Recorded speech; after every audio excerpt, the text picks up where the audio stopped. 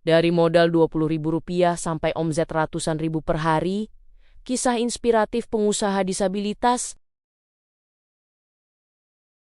Hari ini aku ingin berbagi kisah nyata yang sangat menginspirasi tentang seseorang yang memulai dengan modal sangat kecil tetapi punya tekad besar. Ceritanya bisa menjadi motivasi untuk kita semua yang ingin memulai usaha, terutama kamu yang masih ragu atau merasa modalnya terlalu sedikit. Mari kita lihat kisahnya. Bagian 1, latar belakang dan titik awal. Di sebuah daerah di Jawa Tengah, ada seorang pria, kita sebut saja Pak Sutomo, yang hidup dengan kondisi disabilitas. Dia tinggal di sebuah kota kecil dan dulu hanya bisa berjualan es potong keliling di sekolah-sekolah ataupun di perkampungan. Bisnis es potong tersebut berjalan, namun persaingan mulai ketat. Banyak orang yang berjualan produk yang sama, dan modal pun mulai menipis. Pak Sutomo merasa bahwa jalannya harus berubah jika ingin bertahan dan berkembang. Nah, titik kuncinya di sini sadar bahwa kondisi saat ini tidak bisa terus seperti ini.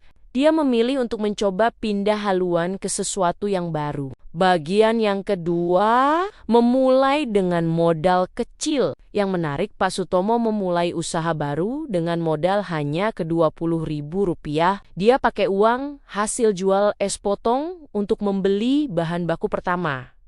Misalnya, tepung 1 kilo, minyak sebanyak 1 kilo, cukup untuk awalan beberapa produk camilan. Produk yang ia rilis, kacang, pangsit, kerupuk, kemudian juga mulai repacking kopi, bekerja sama dengan usaha teman. Dia menyalurkan camilan ke warung sembako lokal, dan kopi repacking, bahkan sampai ke Jakarta, Cirebon, bahkan ke Papua. So what? Pesan yang bisa kita ambil, modal kecil bukan berarti tidak bisa mulai. Memanfaatkan uang yang ada, bahkan jika hanya sedikit, untuk mulai bergerak, menemukan produk yang bisa dijalankan dari kondisi kita sendiri. Bagian 3, tantangan dan pelajaran. Tentu saja, perjalanan tidak mulus. Pak Sutomo juga menghadapi banyak hambatan. Bahan baku naik harga tepung, minyak yang membuat margin makin tipis, persaingan dan ketidakpastian dalam penjualan warung yang dipercaya untuk menitip produk. Terkadang warung tersebut berhutang, sehingga modal tidak langsung kembali. Pak Sutomo juga merasa terlalu nyaman di zona sekarang ini, takut mengambil peluang baru, takut mencoba hal yang lebih besar. Ini adalah pelajaran penting. Usaha kecil tak hanya soal mulai, tetapi juga soal beradaptasi, keluar dari zona nyaman, dan mengelola keuangan dan arus kas. Contoh konkret, jika modal berputar uang masuk, lalu beli bahan baku, lalu produksi, lalu dijual, dan akhirnya uang kembali karena warung yang dititipi menunda pembayaran, maka usaha bisa stagnan. Jadi cash flow harus diatur dan juga memanfaatkan pemasaran digital. Pak Sutomo belum optimal di media sosial, hanya memakai satu platform saja. Jadi, pesan berikutnya adalah jangan hanya bergantung pada satu saluran penjualan. Mulai kenali pemasaran online, media sosial, marketplace agar bisa menjangkau lebih luas. Bagian 4, hasil dan inspirasi. Meski tantangan banyak, usaha Pak Sutomo mulai menunjukkan hasil. Ia mampu mendapatkan omzet harian bruto sekitar Rp300.000 sampai Rp700.000. Coba kamu pikirkan.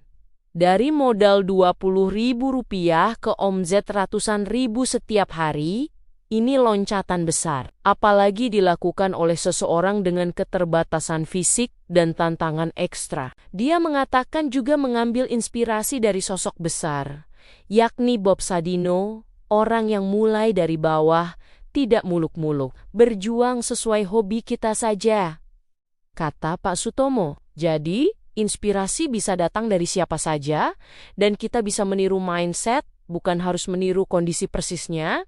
Bagian 5, penutup dan kesimpulan. Oke, sekarang aku ingin beri 3 poin yang bisa kamu langsung praktekin. Mulai dari apa yang kamu punya, jangan tunggu modal besar jadi penghalang, mengatur keuangan dan arus kas, agar usaha tidak macet karena pembelian bahan, penjualan belum bayar, atau harga naik. Keluar dari zona nyaman dan manfaatkan peluang, baik itu pemasaran online, produk baru, pasar baru. Jangan hanya bertahan tapi berkembang. Jika kamu sedang menunda memulai usaha karena tak cukup modal atau karena takut kompetisi, ingat kisah Pak Sutomo. Dia memulai dari yang sangat kecil, dengan kondisi yang tidak ideal, namun dengan tekad dan strategi, dan itulah yang membuat perbedaan. Terima kasih sudah menonton. Jika kamu merasa video ini bermanfaat, jangan lupa like, subscribe, dan nyalakan notifikasi agar tidak ketinggalan video inspirasi berikutnya. Kamu punya pertanyaan atau ingin aku bahas topik tertentu? Tulis di kolom komentar ya. Sampai jumpa di video berikutnya.